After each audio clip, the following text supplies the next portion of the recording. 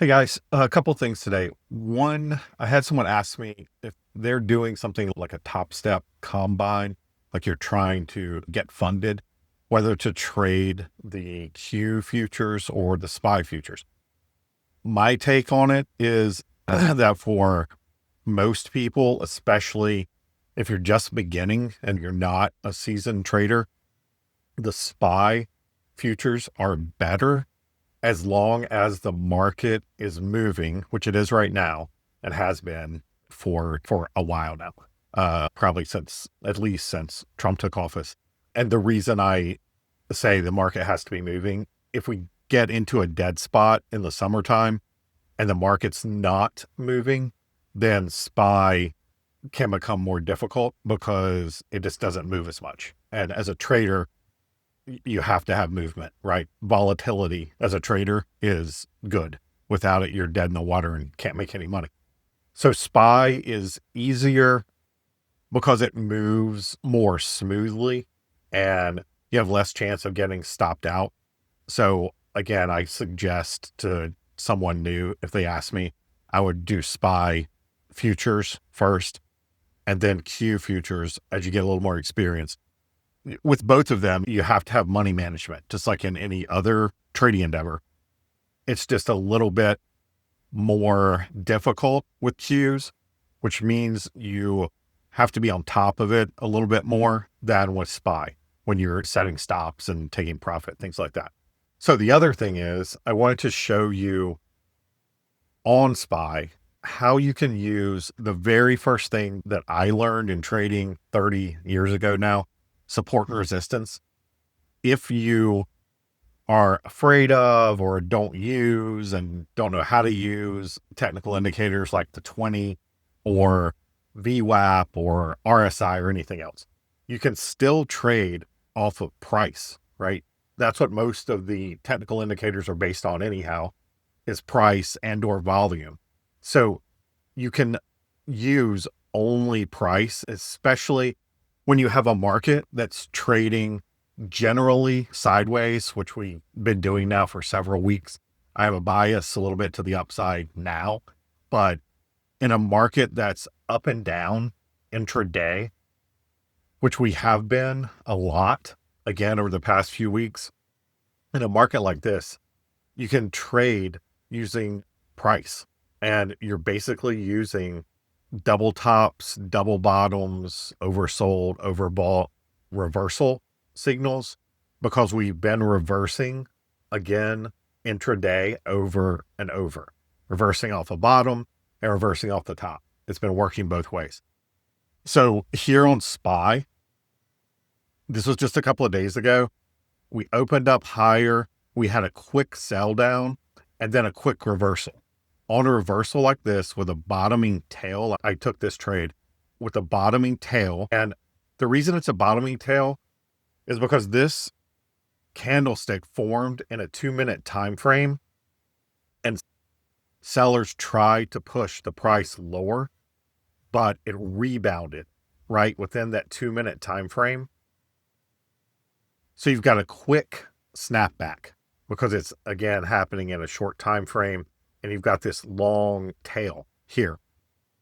The buy point is as you clear this large red candle, this last red candle. That is, to me, that's a hairpin turn. The market's going rapidly, has to slow down, just like an F1 car and a hairpin turn, and then moves back up. That's your buy point right there as you clear that red candle. You can be a little more aggressive and buy as you move through 50% of the red candle, but the real buy trigger is here as you clear that red candle. It's also called a bullish engulfing pattern. Here you have a double top, right? It's just price, like nothing's on here. And I'll put the technical indicators on in just a second, but you can see double top. We go almost to the exact same price. Here, the high was 597.78. Here, the high was 597.86. Right, it's 7 cents difference in these two. and they're short as you break through this support, right? Support was here on this one, support's here on this one, support and resistance, right? You don't have to use the technical indicators that are on the chart if you don't want to and you don't know exactly how to use them. Short here, move on throughout the day, you get a double bottom here. This is actually, I'll zoom in now on this. This is actually what's called a tweezer bottom. See how these two look like a pair of tweezers? Because they come to almost the exact same low. That's a tweezer bottom. You get a bounce, a pullback.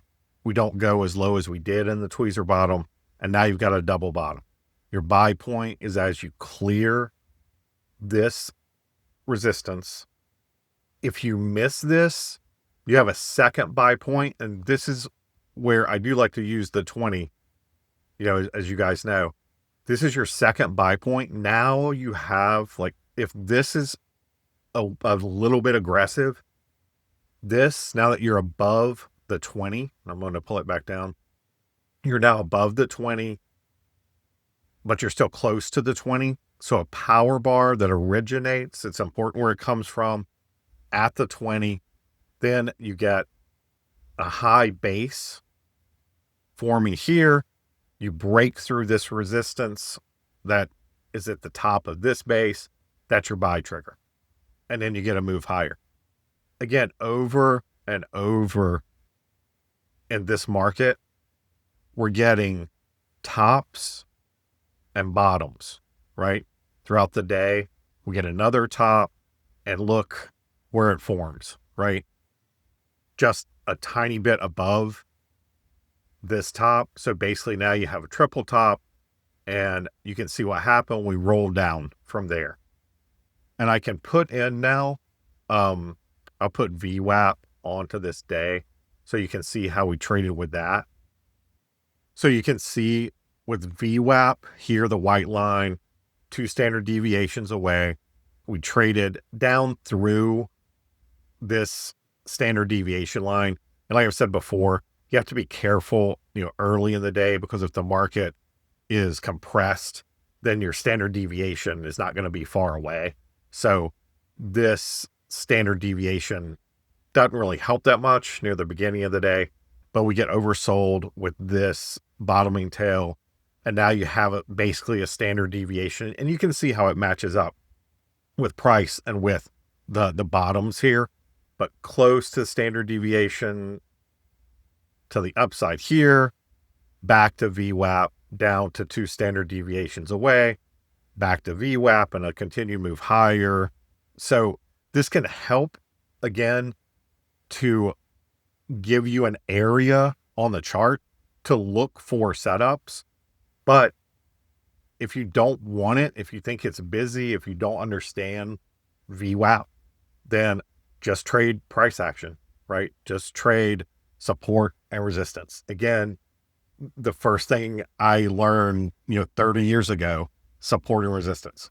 And I still think one of the most important things you can possibly learn and use in your trading, support and resistance, regardless of the technicals. When I started, we didn't have charts that did this. We were, doing point and figure charts, hand drawing charts, and, classes that we had so you could see where support and resistance was forming. So this is just an old standby tool, and it works today just like it worked back then. I hope that helps. If it did, please hit like and subscribe, and I'll continue to make videos like this. Thanks.